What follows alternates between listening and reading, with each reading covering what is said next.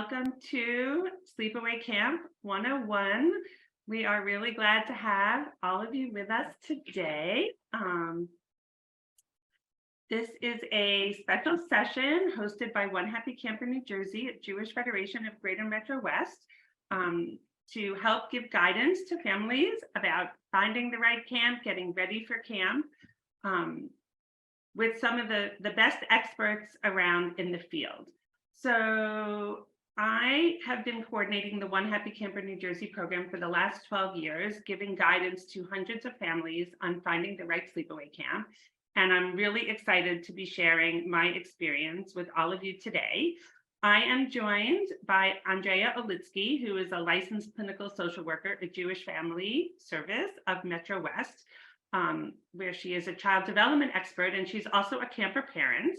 And with two very seasoned, wonderful camp directors that I've had the pleasure of working with for many years, Lisa David of Camp Harlem and the executive director of URJ Camps, Union for Reform Judaism Camps, and Kara Youngs of Camp Najwa, which is part of NJY Camps. So a couple of logistics. This is a webinar, so all of you see us, but we don't see you.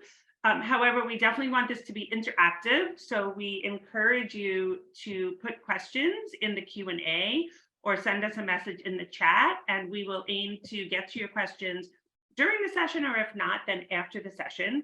We'll be presenting for about 25 minutes or so, and then we will hopefully have some time for Q&A after that. We're going to start off with Andrea covering and Lisa covering tips on how to assess if your child is ready to sleepaway camp. That's a question we get a lot of the time.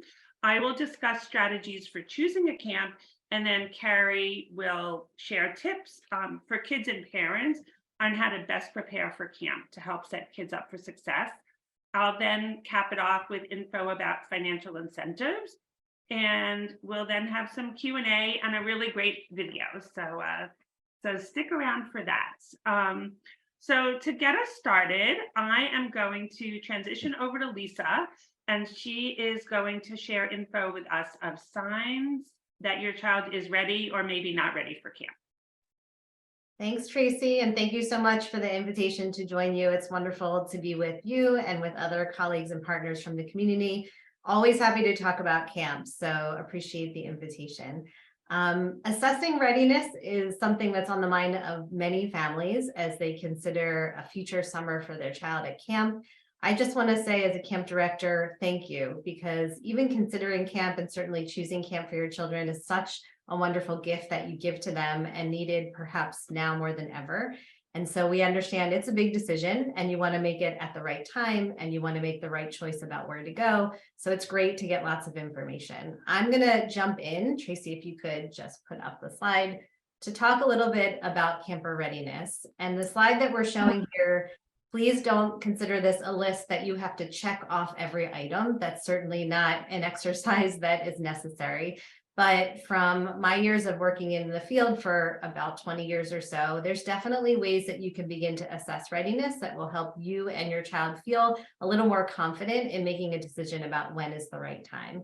The first thing is you believe as a parent that your child is ready. And that's because often in our industry, we talk about parents as the experts in their children. You know them well, you see what they're capable of, you see the things that they may struggle with. So having a sense that this is the right time and they're showing signs of readiness in your gut is a good sign and something definitely to be thinking about and looking at closely. Another great sign is that your child wants to go and actually expresses that to you, whether it's curiosity, whether it's interest in a particular activity, whether it's just sharing information maybe about friends that seem to have had a good experience at camp. Having them articulate some interest and some sense of readiness or excitement about that opportunity is also a very good sign. Another sign is related to their habits with sleep, because as we call it, sleepaway camp means that you're having that experience away from home. And being able to go to sleep and stay asleep is also a really good sign If they can do that independently and without you, that's really important because that might be on their minds and certainly is on our minds as we prepare for successful experiences.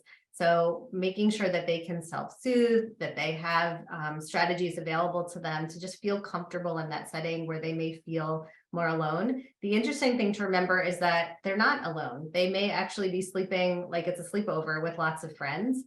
So it's more about their independence from you as their parents when they go to sleep.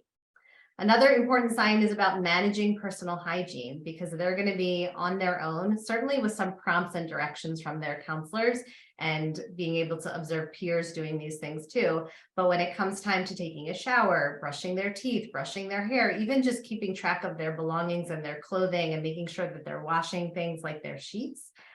Camps do a lot to put structures in place to observe that your kids are doing those things, but it is expected that they have some level of independence and can manage those things with a little bit of help and support. So making sure that they're preparing and practicing is really important.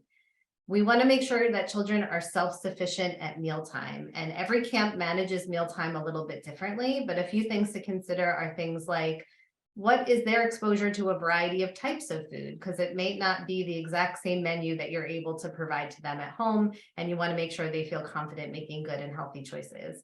Things like portion control and how much they should be eating to feel satisfied. That's something also that you want to keep an eye on and just make sure that they are prepared to make good decisions about those things. And also just making sure you're aware of, are there options if there's food that they don't like, and talking through with them how they would articulate that to get what they need. Another good sign is stamina. And I list here a 14-hour day. Obviously that varies from camp to camp, but they are active from morning until night. They're outdoors, it's summer, so generally it's warmer. So your child has to have the physical and emotional stamina to be able to manage that. And for some, it's perfect because you want them to be very fully engaged and then tired out at the end of the day. But doing it for weeks at a time is a different experience than doing so outside of camp. And we know that some kids may have been a little more sedentary over the last few years in particular. So just thinking about building up that stamina and them demonstrating that to you is important. Your child does not require a lot of alone time. One of the wonderful things about camp is that sense of community and always having people around you. One of the things that's challenging about camp is having people around you all the time. So just talking about what your child should expect in terms of alone time and preparing them, it may look a little different. Perhaps if they have their own room at home and they sort of go there at times to decompress, they may not have that opportunity at camp. So they have to be able to manage and maybe think of alternative ways to soothe themselves. Thinking about, are they ready to do things independently? And we've touched on this a little bit. There are people there prompting them, but they should be able to demonstrate that they can manage many things on their own. And then the last two things I think are really very closely aligned, which is that your child can advocate for themselves and they're able to connect with adults, because all of our camps have a great deal of supports built in and lots of people there to provide help. But they don't know your child and may not observe the things that you see as a parent. And so make sure that your child feels ready to ask for help and that they know who is there to help them, because that's a great sign that they are ready when they can admit that maybe some things are hard and that they know they can ask for help. So again, just a few things to think about as you assess their readiness. And I'm going to hand it over to Andrea. Thank you, Lisa, and thank you also, Tracy, for inviting me back to be a panelist today on the webinar with One Happy Camper. I agree with everything that Lisa said, especially your first comment about being parents. You are the expert of your own child. I feel like I say that often to parents who I'm working with as well. Just from the developmental side of knowing when your child might be ready for camp or might not be ready for camp. Another thing to think about is how your child successfully navigates new situations.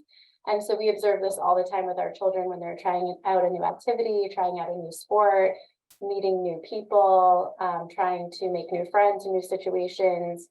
When there's a change in your own plans, if you've made a plan to do something together as a family and a change needs to happen. So how does your child adjust to these things, right? So how do they adjust to new situations, and how do they handle transitions too? Because as Lisa said, most camps offer a lot of structure to the day. There's usually a schedule. Wake up is the same time every morning. There's activities, then there's lunch, there's rest time, there's swim, there's evening activity. Most of the camps have kind of a similar schedule. But how does your child handle transition? Do they transition from activity to activity easily? Do they sometimes need a lot of prompting to move on? Talking with their teachers is always a good idea to understand better how your child transitions, and then obviously your own observations on when they need to move on from one activity to the next, and how do they feel about when they're really enjoying something and then they have to switch to a new activity. What's that like for them? Another thing that I like to help parents consider when they're thinking about if their child is ready for camp or not is to think about whether you as the parent are ready for your child to go to camp or not.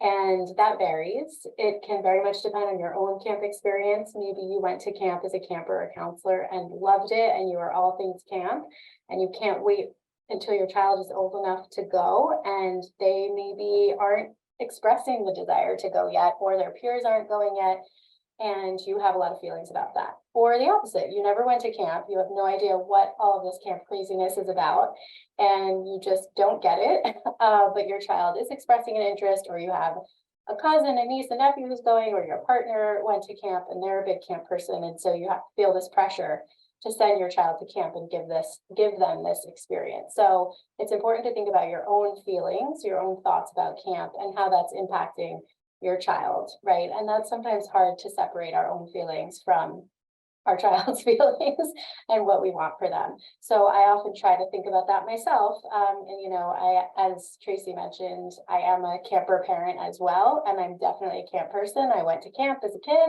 I worked at camp as a counselor. I wish I could go back to camp and work there now as a grown-up. And my kids, thankfully, so far have had good experiences at camp, but I've tried to separate my own feelings about it from their needs. So I try to talk to parents about that as well. And to just be prepared. We'll get to this a little bit later when we talk about setting our kids up for success, but be prepared for your own feelings when you send your child off to camp for that first summer. You might be really excited. You might be really depressed that first night when they're away, because it's a big transition for everyone. So to emotionally prepare yourself for that, I think is also important. Thank you so much, Lisa and Andrea. Yeah, I love having, I mean, the whole goal of our chats is to give kind of this holistic view from different perspectives. So thank you for each bringing your unique perspectives. By the way, I know we had a couple of people join us partway through. Right now, we just, and there will be a recording, by the way, of our session, covered assessing if your child is ready for camp. I'm going to now talk about 5 key steps to choosing the right camp, and we're then going to go to how kids and parents can prepare for success, and definitely have time for Q&A. So I want to encourage people to, you know, start dropping any questions you may have into the chat or into the Q&A section. So one thing I wanted to make sure to mention that you both brought to mind, especially these days and these current times, there is no right or wrong time for a child to start camp, and it's never too early or too late. It's all about the right time for your child.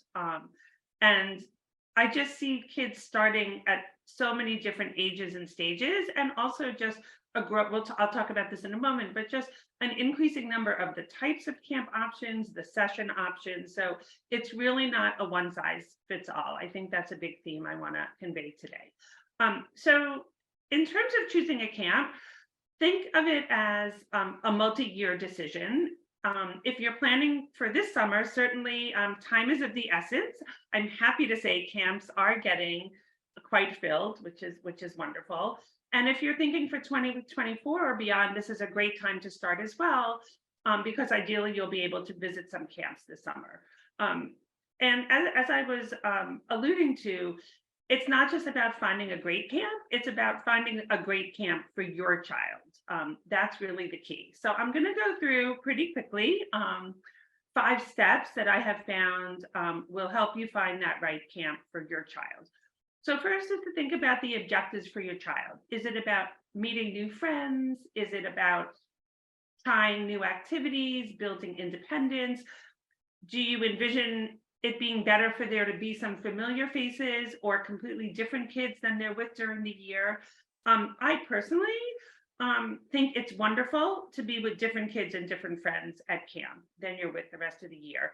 Does your child do better in a smaller environment or a larger environment? Would they do better in a more structured set schedule or a program where they have more choice. Keep in mind that there's a wide array of camps, and for traditional camps, generally the full season is about 7 or 8 weeks, and most camps have 2 sessions of 3 to 4 weeks each. And for many camps, there are shorter options for younger campers. There are also a very wide array of newer specialty camps, science, sports, farming, surfing, etc. Many of those camps have 2-week sessions.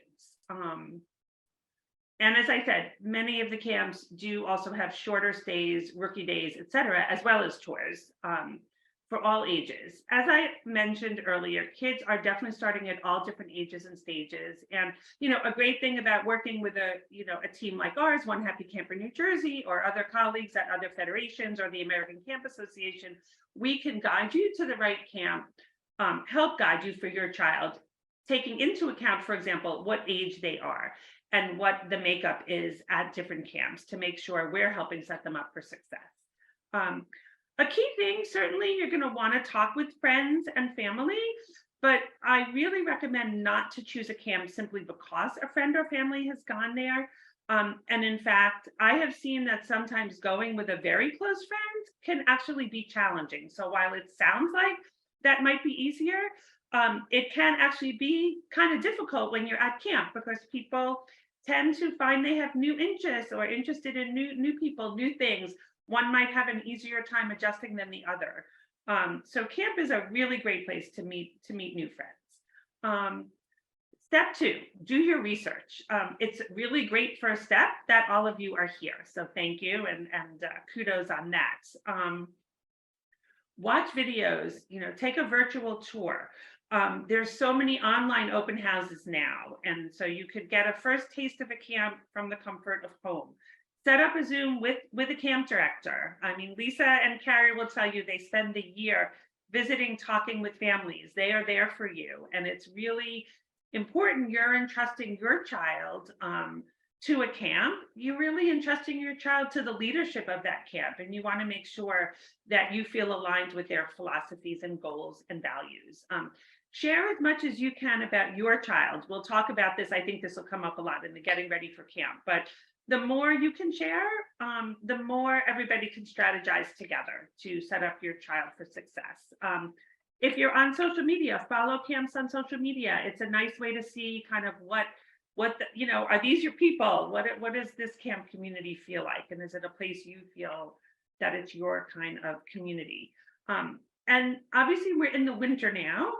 I would say generally, visiting camp in the winter is, not the ideal time to visit. But as we said, there's lots of ways to learn about camp. And even if you register your child for camp now, you could then plan a visit in the spring. So they're seeing camp before they're getting there for the first time. Number 3, engage your child in the process so they feel bought into the decision. This differs by family. And I think another thing, I always find there's certain commonalities you'll hear from us is your child best. So you will know the best way to do this. So maybe you're going to pre-screen camps and then narrow it down to 4 and then get your child to help pick 2 or 3 camps to learn more about. If you're talking with a camp or visiting a camp, take a step back. Let the director, let the camp engage your child. Let your child ask questions. You can always call the director another time. But having your child feel like they're getting their questions out there, and kids definitely have very different questions on their minds than parents. The more they can ask those questions and allay maybe some of the mystery or fears that they have, the better they're going to feel about it all. And talk with other families, talk with parents, let your kids talk with kids. Number 4, utilize trusted resources. Consider if a camp has American Camp Association accreditation, which means it has passed a very extensive list of qualifications. Is the camp part of the Foundation for Jewish Camp, which doesn't mean it's a religious camp per se, but means it has that special sense of community, of being built on Jewish values, something special for Shabbat, that Judaism woven through in joyous ways. Utilize resources like myself and my colleague, Jerry Russo. And we have a wonderful colleague, Renee Flax at the American Camp Association as well. With us, we are funded through donors through the Jewish Federation. We are purely a resource for you, never any fees or commissions to families or camps. So we're also a nice complement to other like services that are out there.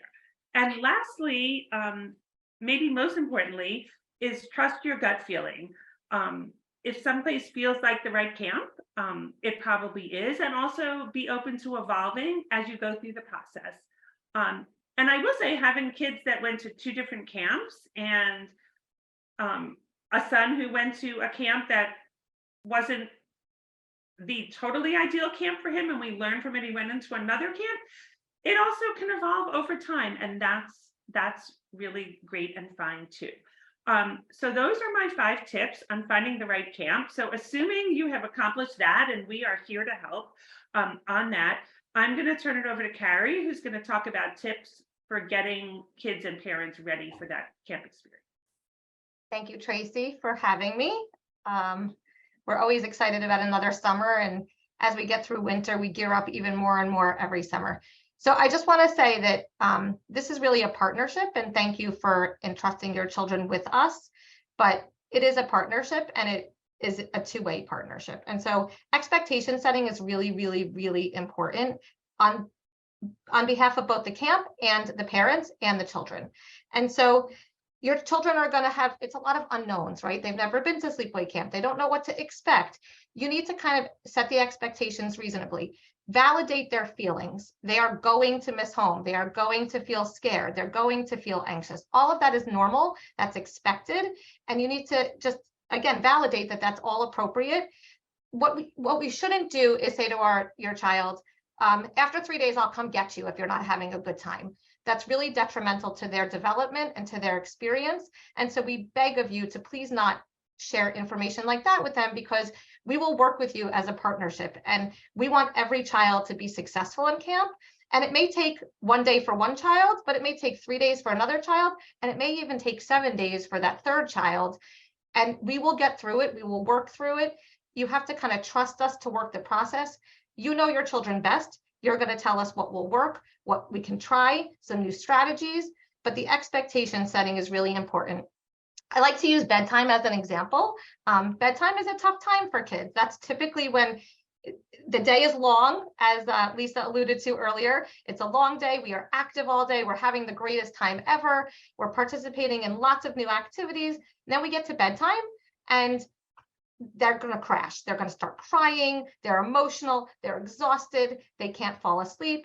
What you need to say to your child is, you and I have a ritual every night that we do at home. It's our ritual. You know what's going to happen at camp? Your counselor is going to create a new ritual. And every night at camp, you're going to have this new ritual with your favorite counselor, and that's going to make you feel more comfortable for bedtime. So I think those are some key points in ensuring that your child is successful. Again, they're going to come out of their comfort zone. They're going to have to take risks, but they're also going to learn how to live in a communal environment. They're going to learn they're going to gain independence. They're going to learn how to problem solve, and they're going to learn to work together. And in this partnership, they will come out hopefully more independent, more confident children who had an amazing experience. And even if they don't want to go back the second summer, that's okay too. They successfully completed summer number 1. We're so proud of them. We're going to validate how hard it was. We know it was difficult, but you did it and you succeeded. And hopefully they want to come back year after year, because that's what makes it more fun for us. But if they don't, that's okay too. And every child is different. And hopefully those are some helpful tips. Thanks so much, Carrie. Always love to hear your wisdom. Andrea is going to share a couple of thoughts with us as well. Yeah, thank you, Carrie. I couldn't agree more. As a child and adolescent therapist, I often look at things with the strengths perspective, right? So we always want to start with validating feelings, everything you said, all of these feelings of anxiety, apprehension, worry, totally normal for kids about to do something for the first time. One of the things I like to do with kids when they're preparing for something new, and I think it's relevant for overnight camp, and actually in thinking about today, I was doing this with my son last night, who's going for his first summer to sleepaway camp this summer. And what I recommend to parents is to review with your child things that they did well this year, right? Things that they felt went well for them, that they had a success in, and talk about how that felt and why your child thinks it went well, and just kind of review those positive moments together.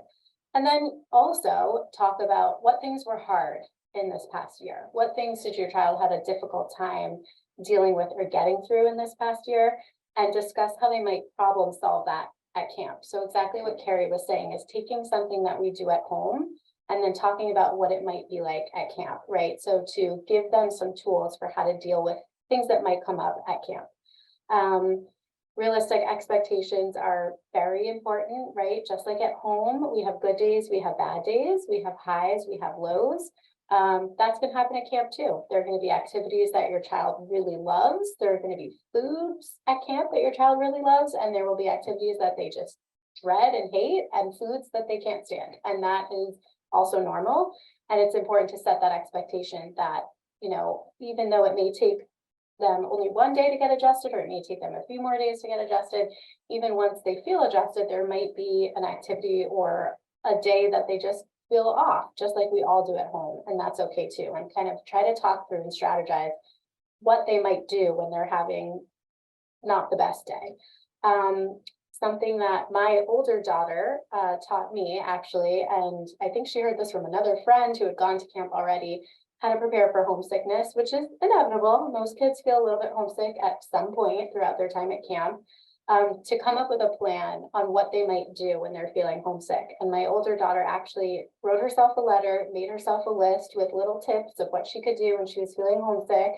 And she told her younger brother all about this, so now he plans to do the same thing. And so that can include things like talking to a counselor, finding a friend, listening to music, playing cards with a bunkmate, you know, trying a new activity, going to the director, you know, if you need a grown-up to talk to. Different little tips and things that make you feel good. Maybe it's writing in a diary, maybe it's coloring a picture, whatever it is. But having your child prepare for themselves and making a list for themselves on what might help them when they're feeling homesick. And then another little thing that actually I learned, again, from my kids, I think we learn so much from our own kids, is my older daughter went to camp and she took one of my college sweatshirts. So it said the name of my college on it. She brought that to camp with her. She steals all my clothes. And she made a friend because another camper happened to be wearing her mom's college sweatshirt, which was the same school. And they kind of looked at each other. Why do you have that sweatshirt? Why do you have that sweatshirt? Oh, our moms went to school. Turns out we went to college together. And, you know, they kind of bonded over that. So if you, not that you have to send your kid with a college sweatshirt, but things like that. If you go every summer to the Jersey Shore and they have a sweatshirt or a hat, or if you have a team that your family loves, you know, send them with some of those things, because that's such an easy way to make a connection with another kid, where you don't have to go up to someone and say, hey, do you like the Orioles baseball team? No? Okay, now what do we talk about? But if you're wearing it, it's sort of an easy way to connect with someone. And then one last thing that I just have to add, because I think this is really important, I learned this the hard way as a parent, a camper parent. Don't plan anything major for the day or a few days after your kid gets home from camp, because it's a huge letdown. As both Lisa and Carrie were talking about, the days at camp are so long. They're filled with activity. They're filled with so much happening.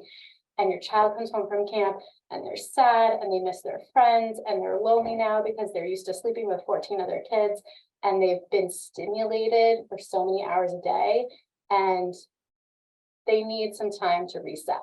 And they are going to feel sad and they are going to feel down, and that's great because that means they loved camp and they had a great experience.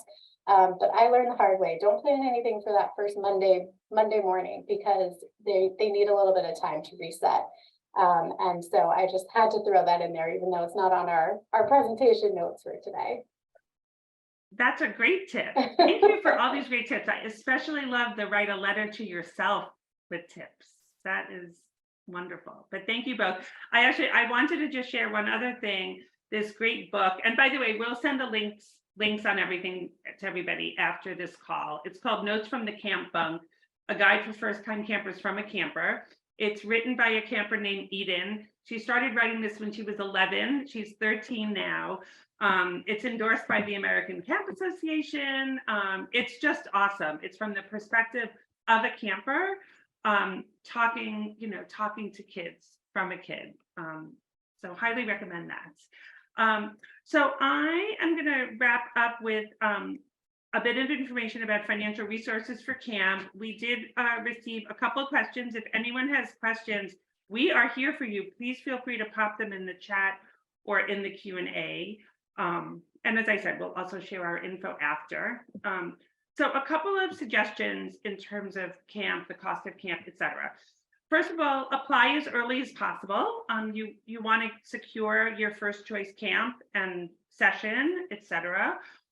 Also, camps sometimes have early bird rates or discounts. Also, once you're at camp, there will often be some type of, obviously this differs by camp, but there will often be some type of special offer for camp returning campers if you enroll by a certain date.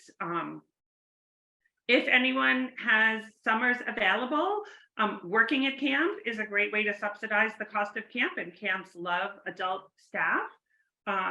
If the cost is a hurdle, talk with camp and see how they can help. Everybody in this field, in the Jewish camp field, really wants to enable all kids that want to go to camp to be able to go to camp. The One Happy Camper grant is available through many federations, including Greater Metro West, which is a gift of up to $1,000 for new campers, also through a PJ Library partnership. So many kids may qualify for that either through a federation or camp or PJ Library, if you can go to onehappycamper.org.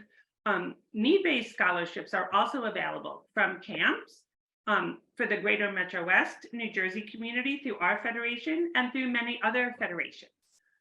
Check with your synagogue and rabbi if you're at a synagogue. We currently have also a special $500 grant for Russian-speaking Jewish families. In our community, my wonderful colleague Jerry Russo is our grants and scholarships coordinator, and we are both here for you overall. So we're going to go to a couple of questions, and we're then going to cap off with just a really nice short video with some direct perspective from kids and parents about camp.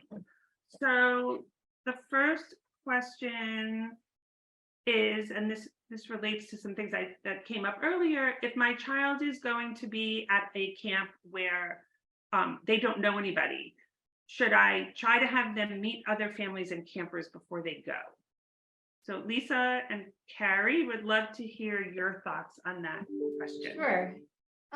So I would suggest proceeding with caution. I will say, first of all, that every camp works incredibly hard to prepare a program and to prepare their staff to welcome kids as thoughtfully as possible, so that every camper, whether they're new or even if they're returning, it's been a year since they've been there. And so we should sort of hit reset and try to build community from the moment anyone arrives and make sure that every individual feels comfortable. So rest assured that when they're at camp, even if they're new, there's a lot of work done to make sure that they feel supported and integrated. I can certainly understand the inclination of families to try to connect with others, and having a familiar face may be helpful as you begin camp. I will also say that consider the minimal risk that can happen if you connect with another child and maybe it doesn't go well, or maybe it gives them the wrong impression about what the experience will be like. One way to consider doing having kids meet before the summer is to think about an activity that will keep them engaged and that parents can kind of observe, not to manage everything that's happening, but just to listen and make sure that if there's something concerning that comes up, that you can address it. So I would say, you know your child. You will be fine if they don't know anyone. And if you feel like that comfort would be helpful as a beginning point, then just manage what that experience is like. Thanks, Lisa. Carrie, you want to share some thoughts on that one too? I mean, I think Lisa articulated that beautifully, and I totally agree 100%. I always tell families that, you know, we also typically are setting up new families with new families who we don't know the children. And so we have no idea if their interests are aligned or if they have the same personality, or is one outgoing and one is more introverted. And when they get to camp, there's 50 to 60 girls, at least in my camp, in that age group, and yet they might be turned off by that one child that they met because their interests weren't aligned. So I think proceeding with caution is great advice. I do agree, and I often try and steer parents clear from a one-on-one meetup because it may not go well. And yes, we are very prepared to introduce campers who have never been to camp, know nobody. That's what we do best on opening day. And one day at camp is like a week in the real world. And you'll be surprised how quickly those interactions, and maybe it was the college sweatshirt that helped to bring those two campers together. But I totally agree with what Lisa said.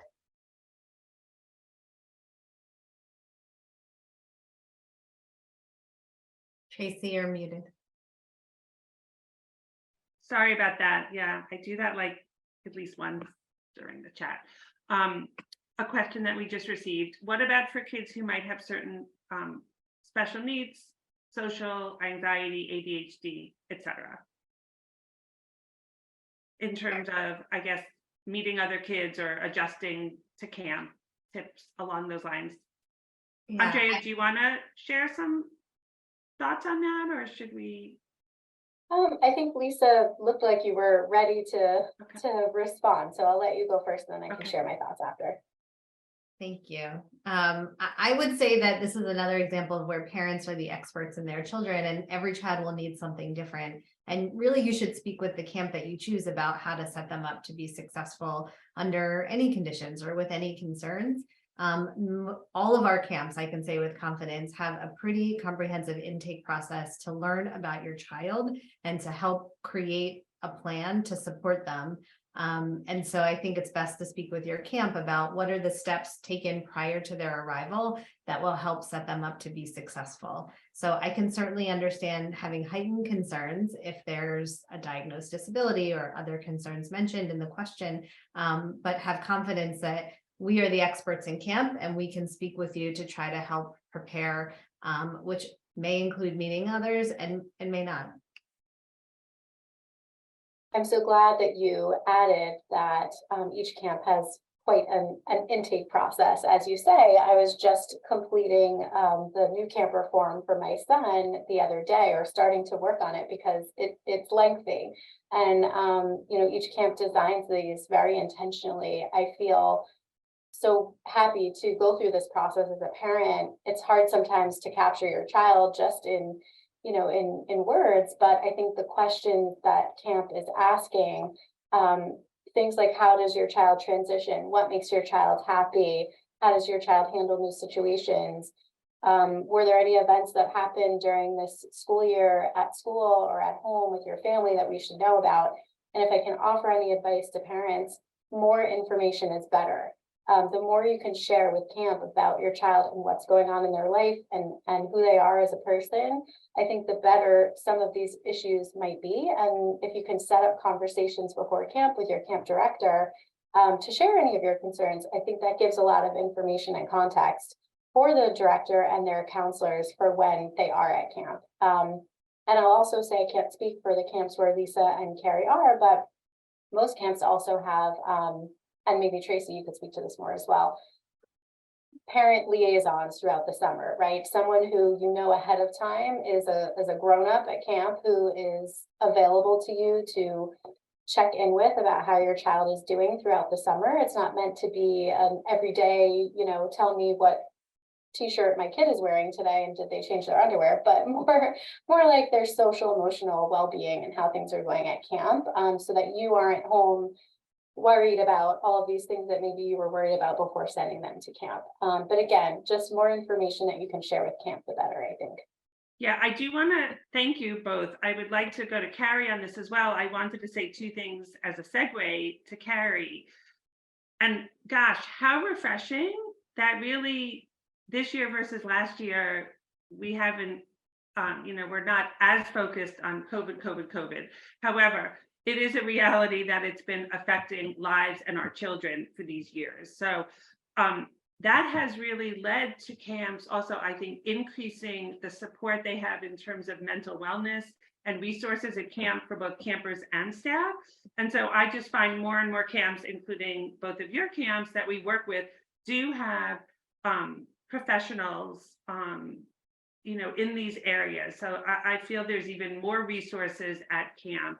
And to your point, Andrea, I also so agree. The more that can be shared, the better, so that everybody, and the great thing is right now, we're in February, right? We have a good number of months, even if it's for this summer, to strategize and get the get in sync to help set kids up for success.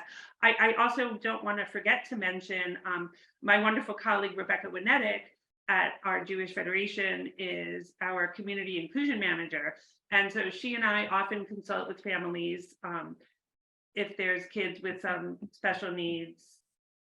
And really any kids, and honestly, almost every child has some type of special consideration or challenge, my own included. So we are here as resources, and we also have a good sense of what resources different camps have, which have more formal programs, which, what type of resources, and we can help identify that good fit. Carrie, I just thought that was a good segue because, for example, you recently received a grant from the Jewish Women's Foundation for a new role at camp, and I just connected a family with her. So Amazing. I thought that was a good segue. Yeah. Thank you. Yeah, so And any final questions, everybody, please pop it in the chat, because otherwise this will probably be a fun question. we were the recipients of a mental health grant, and we now have a year-round mental health professional on staff, which is great.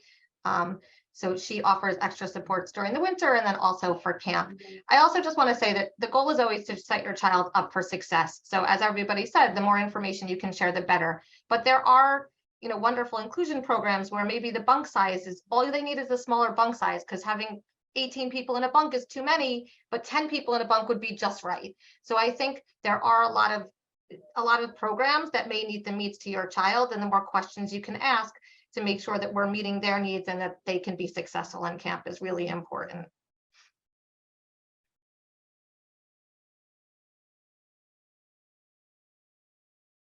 Thanks, Carrie. Okay, we do have an additional question related to kids being self-sufficient during mealtime. That was one of the things, Lisa, that you mentioned. So there's a question from one of our. I'm actually going to answer this question, and it's a little bit of a joke also, because in our camp we use plastic cutlery. So even the most experienced cutters may have trouble cutting their Shabbat chicken on Friday night. And of course, we are there to assist. So while we do expect them to be somewhat independent, there is an element of they will need help reaching the bowls on the top of the salad bar because they're too short, or scooping the cereal into the bowl because their fine motor skills may not be strong enough to get the cereal into the bowl. So there are food service staff, there are counselors, there are specialty food liaisons, there are all sorts of staff. So that's not an uncommon, just the question, because the attendees can't see the whole question, was related to, is there assistance for younger children if they might need help cutting their food and their portions? And just, I guess a second question, just do the kids get a lot of protein during their meals at camp? If one of you maybe just wants to talk briefly about meals and what, real quickly, and I say then I'm going to go to our closing video. If you want to share.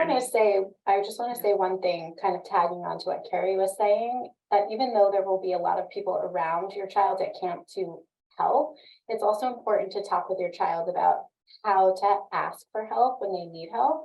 I have a child who has had to learn how to do that over the years of, like, she would just not eat because she couldn't reach the bowl. So we have to help our children learn how to speak up, to ask, can somebody please reach the bowl for me because I can't reach it to get my cereal that I want. So that's also something that you can do to help prepare your child for when they don't know where the bathroom is in the big dining hall. Okay, well, you have to ask someone, right? So just having those conversations, and just on the parent side, I will say one of the best things about sending your kids to camp is that they come home eating and loving all these new foods that they never would have tried for you at home. And now they're asking you for all these great things, and probably you make it for them and they won't like it because it's not exactly like camp, but they have to try new things. Other kids around them are eating the food. It's like a very positive food experience at camp. And I say that is, there's so many benefits to sending your kids to Sleepaway, and food is one of them. I think I'll just then add in closing that I think really answered a lot. There are always food options at camp, and there are vegetarian options and gluten-free options. Many camps are allergy friendly, so definitely something to, talk about with camp. All right, thank you so much to everyone who joined us, and thank you, Andrea, Carrie, and Lisa. I always learn new things when I get to talk with all of you, and I'm just going to cap us off with a short video that'll just give you a special sense of camp from the perspective of parents and kids, and we will send a follow-up with links. Thanks, everybody.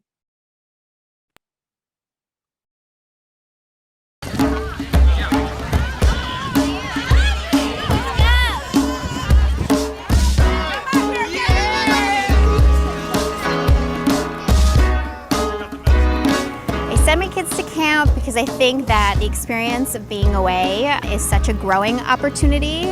Your child will really be able to gain independence, a sense of maturity. There's no way to explain when you see your kids smile when you pick them up and you're like, what do you think about next year? And they're like, yes. They become really independent and strong, and they just learn things in a different way than maybe they would have learned at home. Being in a Jewish environment surrounded by Jewish kids was the first reason that we started, but then it just became a part of their identity. Just seeing the staff put their arms around the campers, it's just like blows your mind. It blows your mind. It's amazing. Your kids come home and they're able to do things on their own without any assistance. So when you get that letter from them and it's like 2 sentences, hi, Mom and Dad, I'm having a great time, bye.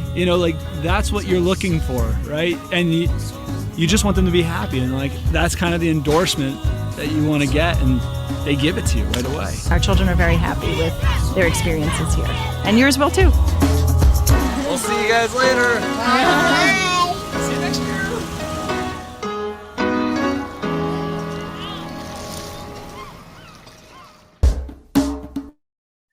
Thanks so much, everybody, for joining us. Summer's coming soon.